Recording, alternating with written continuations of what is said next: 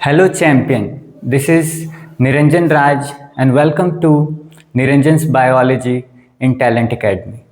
Now today we are going to discuss about cell, the unit of life. Before entering to this chapter, what we will learn today, now see one by one.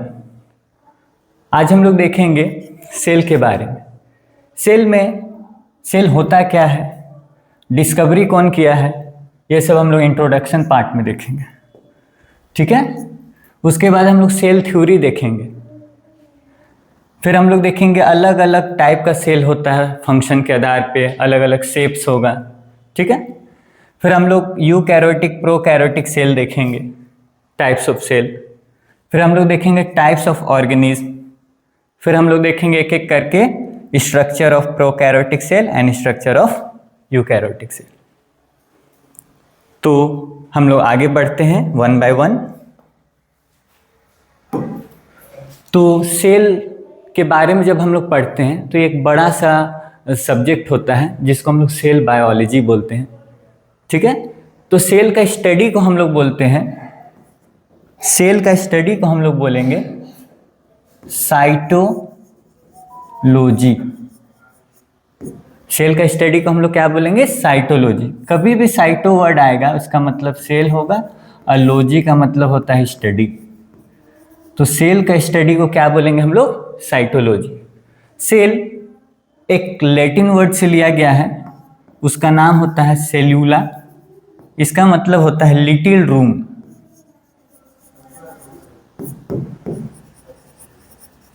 मतलब ये एक छोटा सा room जैसा है कि room में अगर हम लोग देखें तो उसमें अगर बैचलर रूम देखें तो उसमें बेड भी रहेगा, स्टडी टेबल भी रहेगा, जो भी ज़रूरत का चीज़ है सब चीज़ रहेगा, उसको हम लोग सेल बोलते हैं। तो सेल का डेफिनेशन हम लोग अर्लियर क्लासेस से भी देखते आ रहे हैं कि cell is the fundamental structural and functional unit of life। मतलब ये हमारा बॉडी का एक यूनिट है, सबसे छोटा यूनिट जिसमें फंक्शन भी करता है। मतलब सेल अपना काम पूरा कर सकता है, पूरा बॉडी में जो भी रिक्वायरमेंट। अब हम एक एक करके देखेंगे, जब सेल के अंदर भी कुछ कुछ छोटा छोटा यूनिट होता है, लेकिन उसको हम लोग स्ट्रक्चरल एंड फंक्शनल यूनिट नहीं बोलते, ठीक है।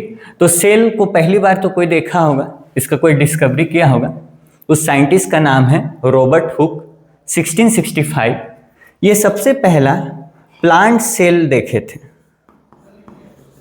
एक कॉर्क ढक्कन में, और वो डेड सेल था। मतलब रॉबर्ट हुक डेड सेल का डिस्कवरी की इन 1665। तब लाइव सेल को कौन देखा, तो लाइव सेल को देखने वाले साइंटिस्ट का नाम था एंटन वॉन लीवेनहॉक। इनका भी ईयर अगर लिखें तो 1674, ठीक है। और ये लिविंग सेल को ऑब्जर्व किए थे, और उनका नाम भी लिखे थे ये कि एनिमलक्यूल। ये सबसे पहला बैक्टीरिया को देखे थे और वो एनिमल जैसा दिख रहा था, इसीलिए उसको एनिमलक्यूल बोल दिया। जो सेल आज हम लोग पढ़ते हैं, ये नाम कौन रखा, तो उनका नाम था रॉबर्ट हुक। अब देखिए और एक साइंटिस्ट है रॉबर्ट ब्राउन, ये न्यूक्लियस का डिस्कवरी किए थे, जो सेल के अंदर पाया जाता है। जैसे एक सेल है, इसके अंदर में एक स्ट्रक्चर पाया जाएगा जो सेल को कंट्रोल करेगा, उसको न्यूक्लियस बोलते हैं। तो उसका डिस्कवरी करने वाले साइंटिस्ट का क्या नाम था, रॉबर्ट ब्राउन। चलिए फिर हम लोग देखते हैं कि सेल के बारे में, जैसे सेल तो हमारा बॉडी का एक यूनिट है, उसके बारे में कुछ हम लोग अलग अलग साइंटिस्ट क्या क्या बोले वो हम लोग देखते हैं, उसको सेल थ्योरी बोलते हैं। तो सेल थ्योरी के अकॉर्डिंग अगर हम लोग इसका स्टेटमेंट लिखें तो सेल थ्योरी क्या है, तो सेल थ्योरी हम लोग बोलेंगे कि ये देने वाले साइंटिस्ट का नाम था स्क्लेडेन स्वान। स्क्लेडेन एक बोटनिस्ट थे और स्वान एक जूलॉजिस्ट थे। इनका डेट में ज़्यादा फर्क नहीं है, 1 ईयर का फर्क है। बोटनिस्ट वो होते हैं जो प्लांट के बारे में स्टडी करते हैं, मतलब ये प्लांट सेल को देखे थे और उसके बारे में स्टडी किए, और जूलॉजिस्ट जो थे वो एनिमल सेल को देखे थे और स्टडी किए। ठीक है, ये दोनों मिलके सेल थ्योरी को बताएं और बोले कि जितने भी लिविंग ऑर्गेनिज्म है दुनिया में सब सेल से बने हुए हैं और सेल के ही प्रोडक्ट है, जैसे प्रोटीन, कार्बोहाइड्रेट, ये सब सेल में पाया जाता है। तो हम लोग बोल सकते हैं ऑल लिविंग ऑर्गेनिज्म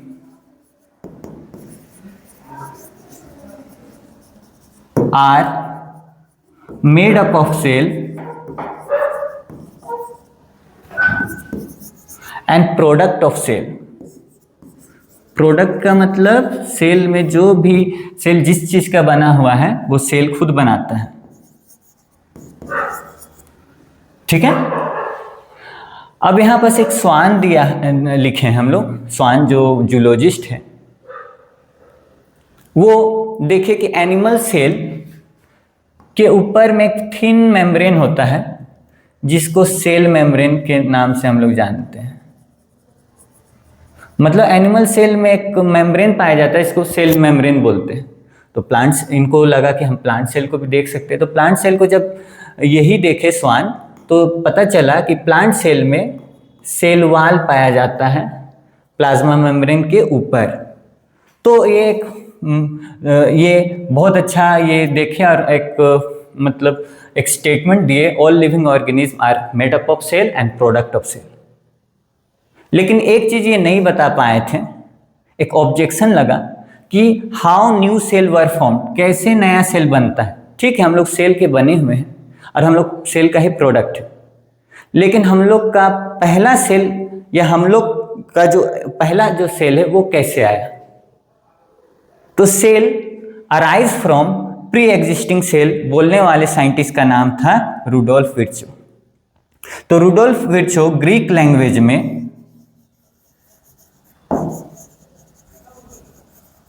एक स्टेटमेंट दिए। अब बोले ओमनिस सेल्यूला ई सेल्यूला। ये क्या बोले, ओमनिस सेल्यूला ई सेल्यूला। इसका क्या मतलब है कि all cell arise from pre existing cell.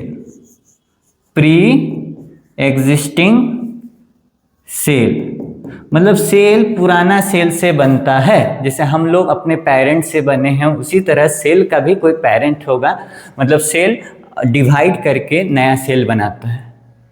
तो हम लोग क्या देखे सेल थ्योरी में कि cell theory was given by Schleiden and Schwann. ये लोग के मुताबिक सेल थ्योरी क्या है, all living organism are made up of cells and product of cells. But धीरे धीरे इंफॉर्मेशन, नया इंफॉर्मेशन आते गया, ये इवॉल्व किया इंफॉर्मेशन, और एक नए साइंटिस्ट आए, वो बोले कि नया सेल पुराने ही सेल से बना रहता है, all cell arise from pre existing cell. तो हम लोग बोल सकते हैं कि सेल थ्योरी, आज हम लोग 2 स्टेटमेंट उसमें पढ़ते हैं। तो सेल थ्योरी में क्या क्या पॉइंट हम लोग इंक्लूड करेंगे, तो पहला पॉइंट हम लोग all living organism are made up of cell and product of cell. दूसरा पॉइंट हम लोग क्या बोलेंगे कि all cell arise from pre existing cell. ठीक है, कौन कौन से साइंटिस्ट इन्वॉल्व थे, तो हम लोग बोलेंगे स्वान, स्क्लेडेन, स्वान और रुडोल्फ विर्चो।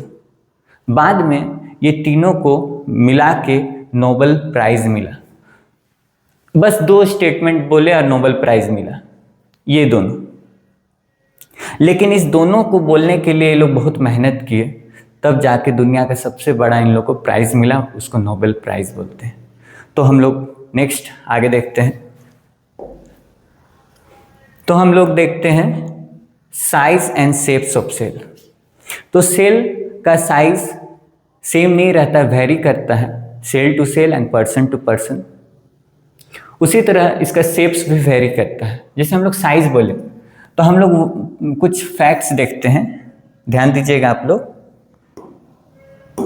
जैसे हम बोलेंगे largest cell in the world, तो हम लोग उसको बोलते हैं ऑस्ट्रिच एग, ठीक है। Smallest cell in the world, तो याद रखिएगा एक बैक्टीरिया है जिस बैक्टीरिया का नाम है माइकोप्लाज्मा। ये ग्रुप ऑफ बैक्टीरिया है, इसमें एक मेंबर है जिसको पीपीएलओ बोलते हैं, जिसका फुल फॉर्म अगर लिखें हम तो प्लूरो निमोनिया लाइक ऑर्गेनिज्म। ये सबसे छोटा सेल है इन द वर्ल्ड, या सबसे छोटा ऑर्गेनिज्म भी बोल सकते हैं क्योंकि ये यूनिसेलुलर होता है। सबसे बड़ा सेल तो ऑस्ट्रिच। अब ह्यूमन बींग्स का बात करते हैं। ह्यूमन में सबसे बड़ा cell, largest cell in human, तो याद रखिएगा लार्जेस्ट सेल जो होता है उसको हम लोग बोलते हैं ओवम, जो फीमेल एग बोलते हैं, इसको गेमिट है। उसी तरह ह्यूमन में स्मॉलेस्ट सेल किसको बोलते हैं हम लोग, तो उसको स्पर्म बोलते हैं, ये मेल गेमिट होता है, ठीक है। और हम कुछ क्वेश्चन पूछते हैं, जैसे हम बोलते हैं लॉन्गेस्ट सेल, तो लॉन्गेस्ट सेल इन ह्यूमन, तो उसको हम लोग बोलेंगे न्यूरॉन्स, जो हमारा ब्रेन में मिलेगा, या इसको हम लोग बोलते हैं नर्व सेल, एक ही चीज। इस तरह का स्ट्रक्चर रहता है, सबको बनाया होगा, ठीक है। इस तरह का स्ट्रक्चर रहेगा, इस तरह का ब्रांचेस रहता है, नाम इसका रहता है डेंड्रोन, ठीक है, एक्सोन, साइटोन, ये सब, तो इसको न्यूरॉन बोलते हैं। ये सबसे बड़ा, सबसे लॉन्गेस्ट, लंबा, सबसे बड़ा हम लोग बोलेंगे ओवम ह्यूमन में, और सबसे छोटा स्पर्म, और सबसे लॉन्गेस्ट न्यूरॉन बोलते हैं, ठीक है। अब देखिए इसमें तो साइज हम लोग देख लिए, थोड़ा सा शेप्स भी देख लेते हैं, जगह नहीं है, एक स्लाइड हम लोग ले लेते हैं।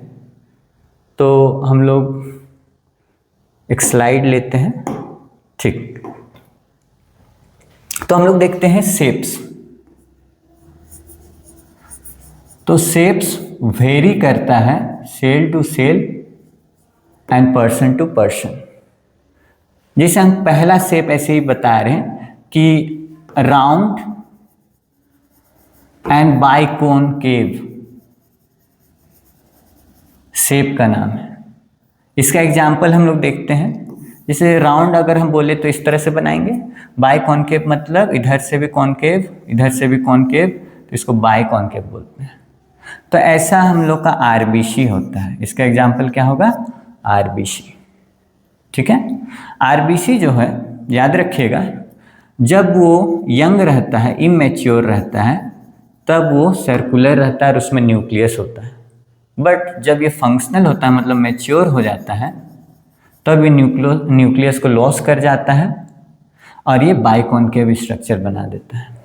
तो हमारे बॉडी में कौन सा ऐसा सेल है जिसमें न्यूक्लियस नहीं होता है, तो उसका नाम होगा मैच्योर आरबीसी, ठीक है। उसको हम लोग इमेच्योर आरबीसी नहीं बोलेंगे, मतलब या आरबीसी नहीं बोलेंगे, डायरेक्ट मैच्योर आरबीसी ही में न्यूक्लियस नहीं होता है, क्योंकि मैच्योर में न्यूक्लियस प्रेजेंट है, इसको हम लोग न्यूक्लियस से डिनोट कर सकते हैं, ठीक है।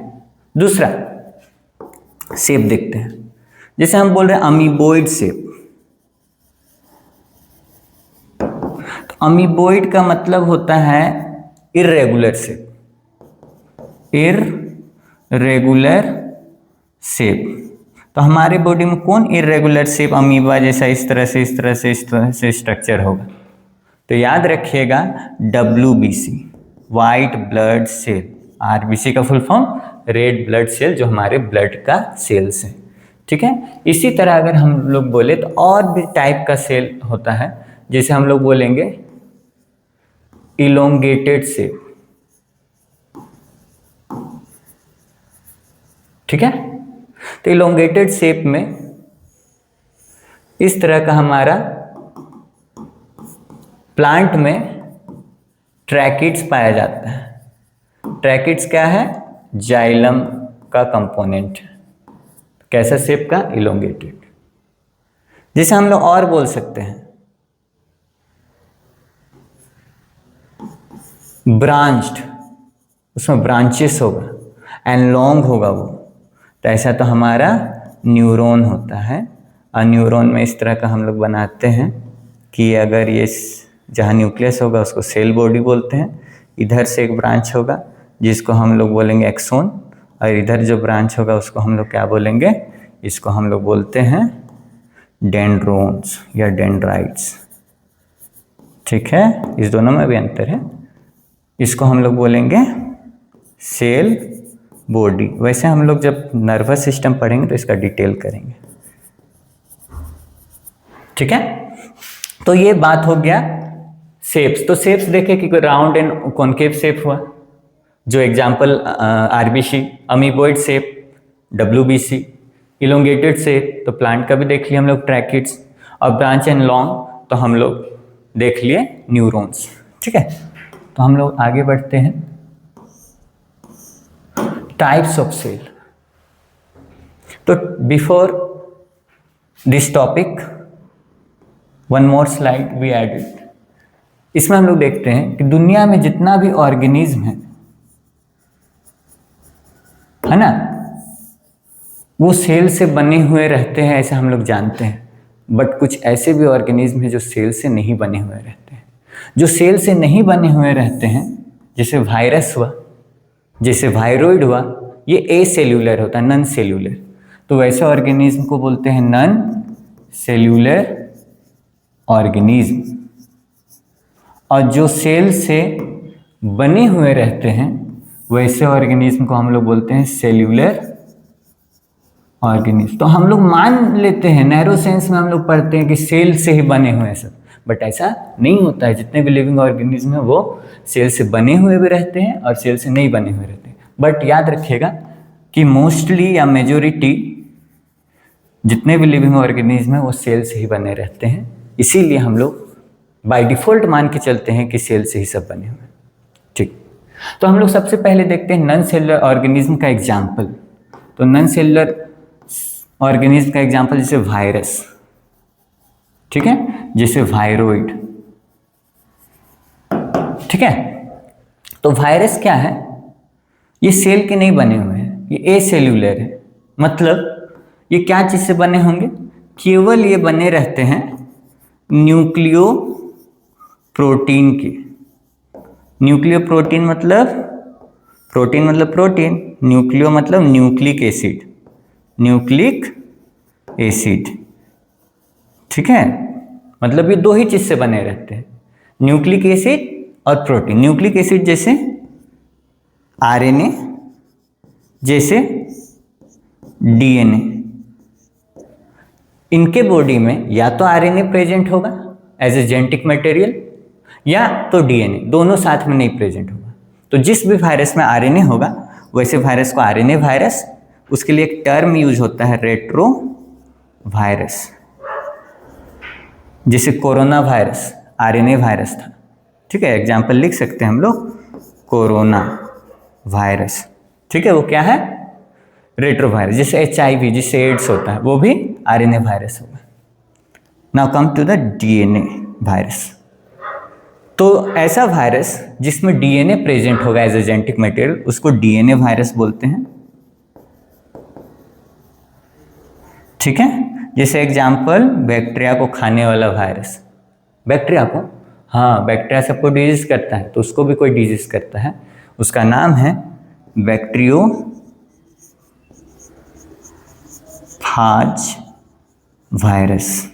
हाँ, इसका नाम है बैक्टीरियोफेज, बैक्टीरिया जैसा नाम है, लेकिन ये बैक्टीरिया को ईट करता है, फेज करता है। फेज मतलब ईटिंग सेल। तो इसका नाम से नहीं जानना है कि बैक्टीरियोफेज नाम सुन के बैक्टीरिया समझा क्या, ये वायरस है। ठीक है, चलो अब हम लोग देखते हैं वायरोइड के बारे में। तो वायरोइड ये न्यूक्लियोप्रोटीन का नहीं बना रहता, केवल और केवल ये आरएनए का बना रहता है, केवल और केवल आरएनए, मतलब इसमें प्रोटीन भी नहीं रहता और वो आरएनए सिंगल स्ट्रैंडेड रहता है। ठीक है, तो ये और एक चीज, वायरॉइड केवल और केवल प्लांट को इन्फेक्शन करता है। ठीक है, ये प्लांट को केवल इन्फेक्शन करता है, लेकिन वायरस जो है, वायरस वो प्लांट को भी करेगा और एनिमल को भी करेगा। ठीक है, बट वायरॉइड क्या है, वो केवल और केवल किसको करेगा, तो हम लोग बोलेंगे प्लांट को। अच्छा, ये वायरस से भी छोटा होता है, स्मॉलर देन वायरस।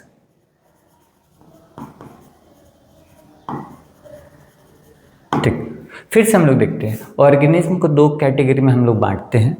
एक को हम लोग बोलेंगे नॉन सेल्यूलर ऑर्गेनिज्म, एक को हम लोग बोलेंगे सेलुलर ऑर्गेनिज्म। जिसमें सेल नहीं होता उसको नॉन सेलुलर ऑर्गेनिज्म बोलते हैं, जिसका एग्जाम्पल हम लोग लिखे हैं वायरस और वायरॉइड। वायरस के बारे में तो हम लोग कोरोना काल से जानते ही हैं कि वायरस कितना खतरनाक है। तो वो सेल का नहीं बना रहता, केवल दो ही चीज उसमें रहता है, उसमें कोई साइटोप्लाज्म नहीं रहेगा, nucleic acid plus protein. Nucleic acid RNA भी हो सकता है, राइबोन्यूक्लिक एसिड, या डीएनए हो सकता है, डीऑक्सी राइबोन्यूक्लिक एसिड। हम लोग में दोनों प्रेजेंट होता है, बट वो लोग में आइदर वन।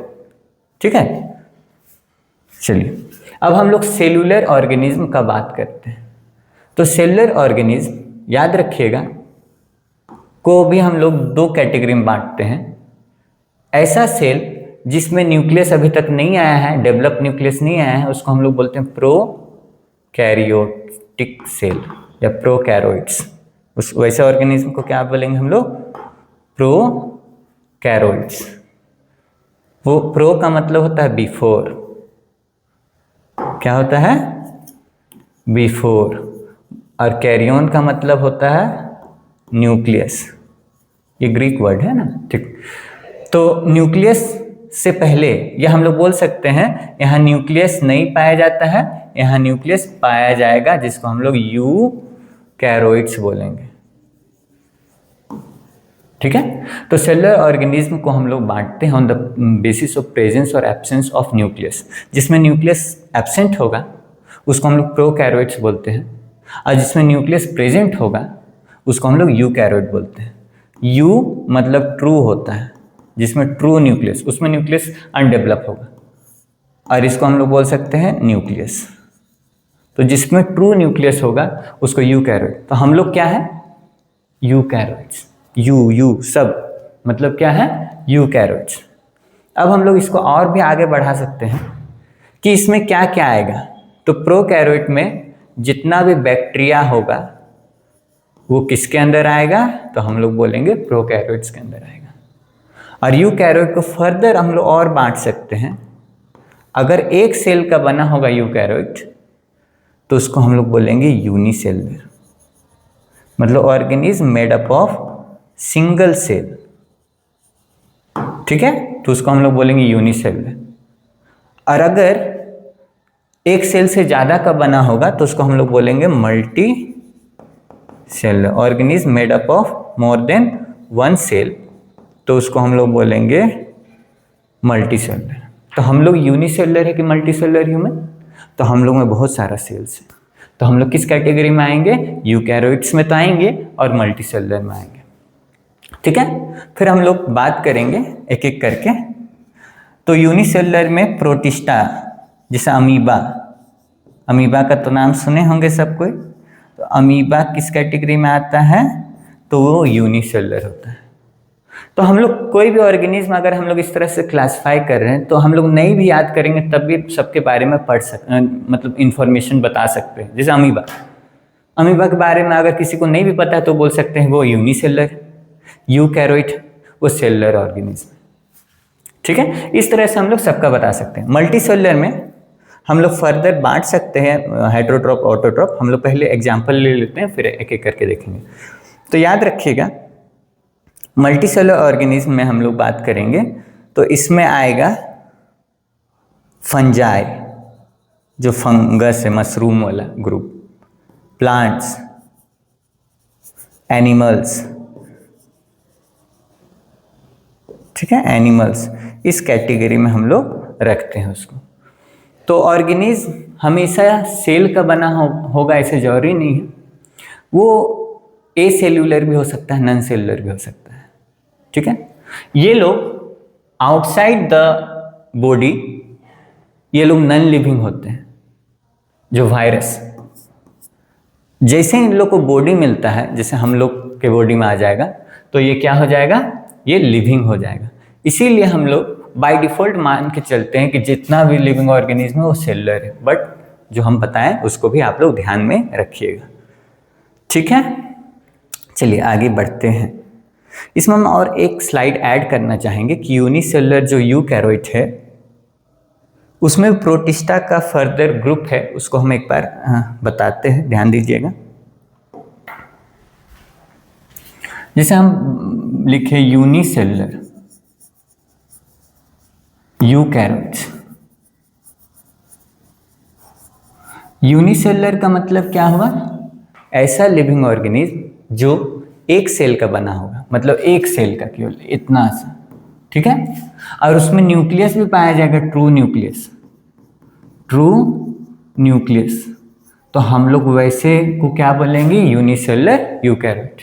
तो इसमें भी हम लोग देखते हैं कि कोई फोटोसिंथेसिस करेगा तो उसको फोटोसिंथेटिक बोलेंगे, मतलब इसमें बहुत सारा स्पीशीज आएगा। ठीक है, और जो फोटोसिंथेसिस नहीं करेगा उसको बोलेंगे नॉन फोटोसिंथेटिक। फोटोसिंथेसिस मतलब लाइट के प्रेजेंस में फूड को बनाना। ठीक है, हम लोग एक एक करके वो सब पढ़ेंगे, अभी हम लोग उसको नहीं फोकस कर रहे हैं। अभी हम लोग देख रहे हैं कि यूनिसेलुलर यूकैरियोट अगर अपना खाना ये खुद बना ले तो उसको फोटोसिंथेटिक बोलेंगे। उसका एग्जाम्पल अगर हम लोग लिखे तो दुनिया में सबसे ज़्यादा फोटोसिंथेसिस करने वाला इसी से बिलोंग करता है, जिसको डायटम्स बोलते हैं, इसको सीवीड्स भी बोलते हैं। ये chief producer in the ocean, लगभग ये 80% दुनिया में जितना फोटोसिंथेसिस करता है ये अकेला करता है। फिर डाइनोफ्लेजिलेट्स,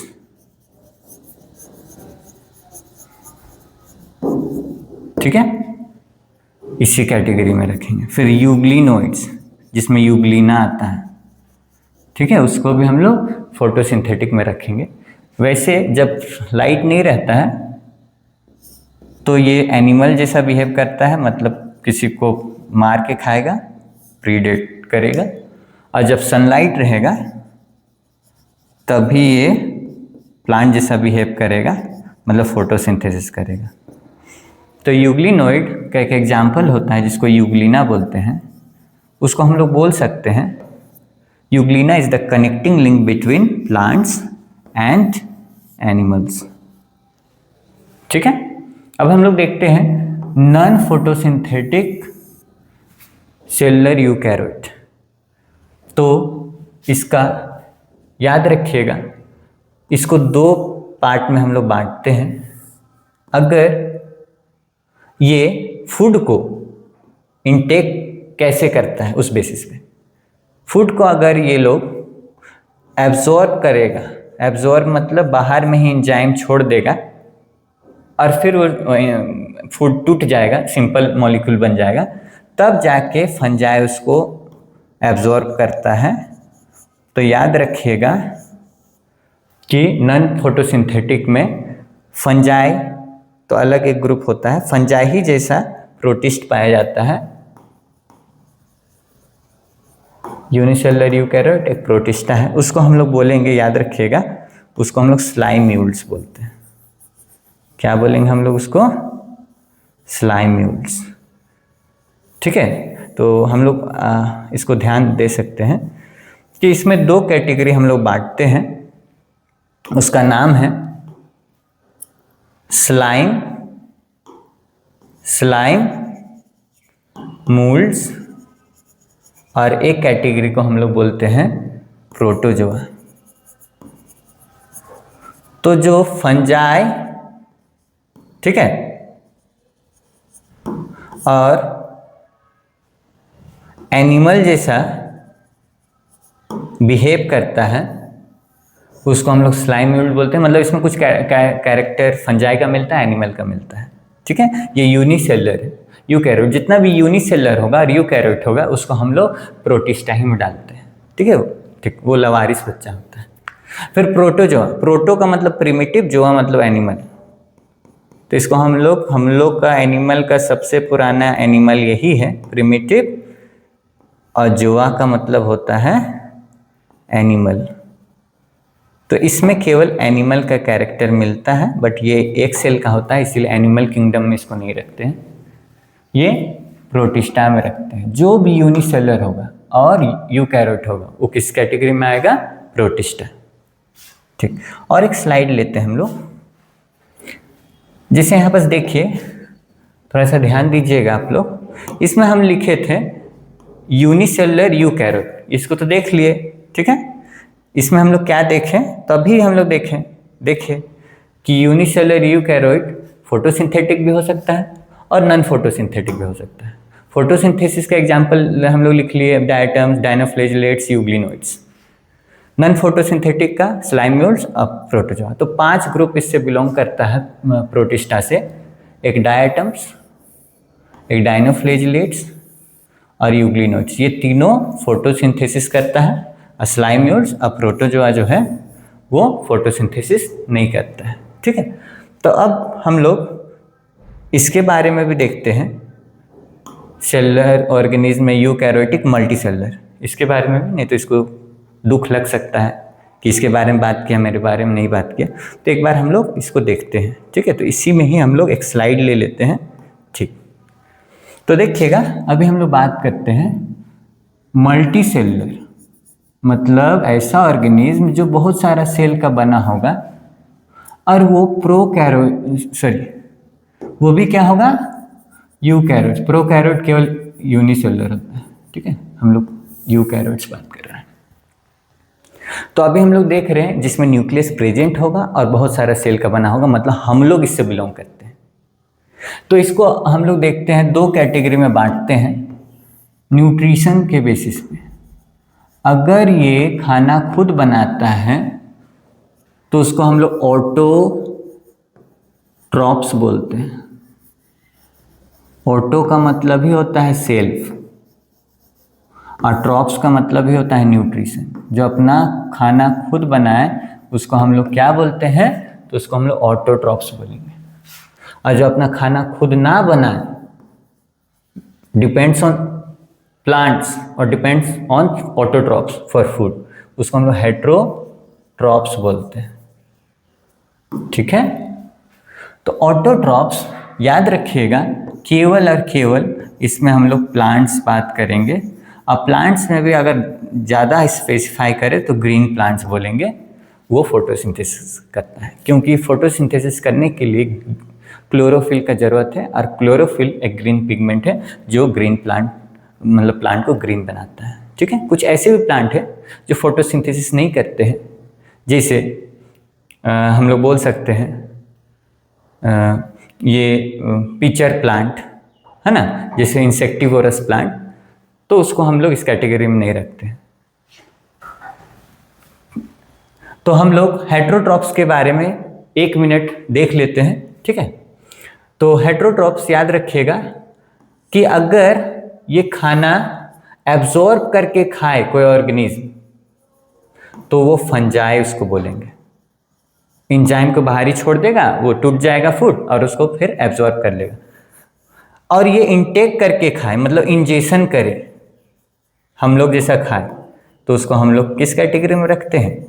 एनिमल्स में, ठीक है। तो आज हम लोग इतना ही पढ़ रहे हैं, इसके आगे हम लोग कंटिन्यू करेंगे in the next class. So hope you will like this lecture. If you will like this lecture, then make sure you subscribe to our channel and hit the bell icon to get all notifications. That's all. Thank you.